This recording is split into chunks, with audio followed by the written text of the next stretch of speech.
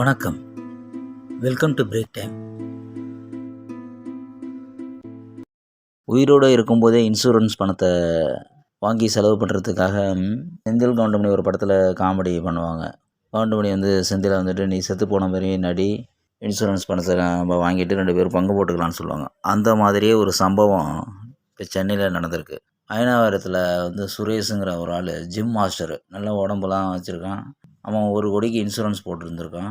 அந்த பணத்தை அவனே வாங்கி செலவு பண்ணணுன்னு ஆசைப்பட்டு ஃப்ரெண்டுங்களோட சேர்ந்து டெல்லி பாபுங்கிற அவன் க்ளோஸ் ஃப்ரெண்டையே கொலை பண்ணி இப்போ மாட்டியிருக்காப்புல. பெரிய பிளான் போட்டு இந்த வேலையை போன செப்டம்பரில் அவன் ஃப்ரெண்டை கொலை பண்ணி அவன் தான் சுரேஷ்ன்னு சொல்லி நம்ப வச்சு இப்போ போலீஸ்கிட்ட வசமாக மாட்டியிருக்காப்புல. என்ன பண்ணியிருக்காப்புலன்னா, அவன் க்ளோஸ் ஃப்ரெண்டையே அவன் மாதிரியே உருவம் உள்ளவனை டெல்லி பாபுங்கிற ஒரு ஃப்ரெண்டு, அவர் எண்ணூர் சேர்ந்தவரான். அவன் பாவம் பெயிண்டரு, கஷ்டப்படுறவனை படித்து கொலை பண்ணியிருக்கான்.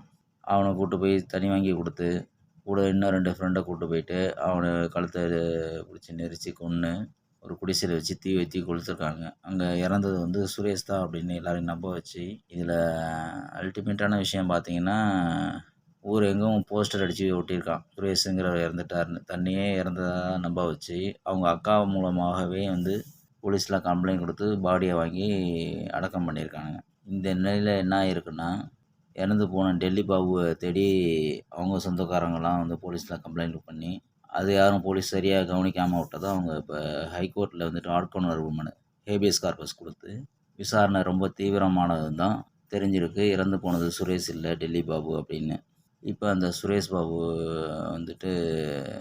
சுரேஷும் அந்த கூட அவனுக்கு உடந்தையாக இருந்த 2 பேரையும் அரெஸ்ட் பண்ணியிருக்காங்க. ஜிம் மாஸ்டரு நல்லா கை கால் இருக்குது. ஒரு கொலை பண்ணி பணத்தை ஆட்டையை போடுறதுக்கு இவ்வளோ பெரிய திட்டம் போடுறானுங்க. அது ஒரு பிஸ்னஸ்லேயாவது கொஞ்சம் பணத்தை இன்வெஸ்ட் பண்ணி நல்லபடியாக சம்பாதிச்சு வரும்னு, அந்த மாதிரி ஒரு திட்டம் போட்டதா கூட பரவாயில்ல. இவ்வளோ யோசித்து இப்படி போய் மாட்டியிருக்கானுங்க. படத்தில் காமெடிக்காக சொல்கிற விஷயத்த சீரியஸாக எடுத்துகிட்டு வேலை செஞ்சுருப்பானுங்க போல இருக்குது. உங்களுக்கு இந்த சேனல் பிடிச்சிருந்தா மறக்காமல் லைக் பண்ணுங்கள், கமெண்ட் பண்ணுங்கள், ஷேர் பண்ணுங்கள், சப்ஸ்கிரைப் பண்ணுங்கள். தேங்க்ஸ்.